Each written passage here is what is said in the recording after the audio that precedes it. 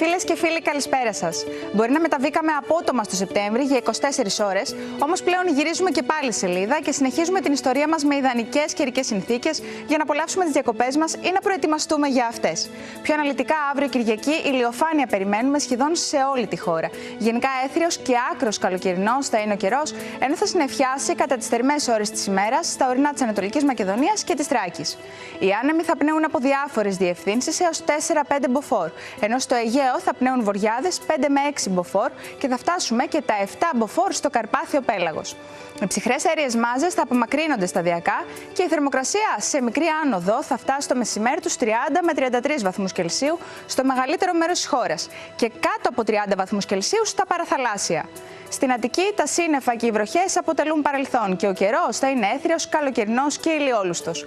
Οι άνεμοι θα πνέουν μεταβλητή μέτριας έντασης και αργότερα νοτιάδες στις γύρω θάλασσες, ενώ η θερμοκρασία θα κυμανθεί από 16 έως 31 βαθμούς Κελσίου. Ανεβαίνοντας βορειότερα στη Θεσσαλονίκη, και εκεί έθριος θα είναι ο καιρός. Οι άνεμοι θα πνέουν από διάφορες διευθύνσεις και αργότερα νοτιάδες έως 4 μποφόρ. Και το θερμόμετρο θα δείξει από 14 έως 32 βαθμούς Κελσίου. Ας δούμε τώρα τον καιρό σε 8 πόλεις και νησιά μας.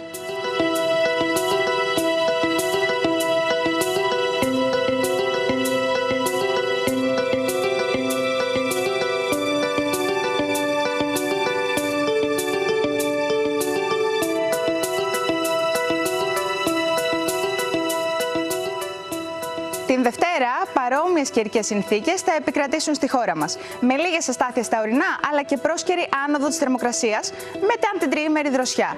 Η προοπτική φαίνεται ιδανική για καλοκαιρινές εξορμήσεις χωρίς ακρότητες και εκπλήξεις. Φίλες και φίλοι, να έχετε ένα όμορφο Σαββατόβραδο.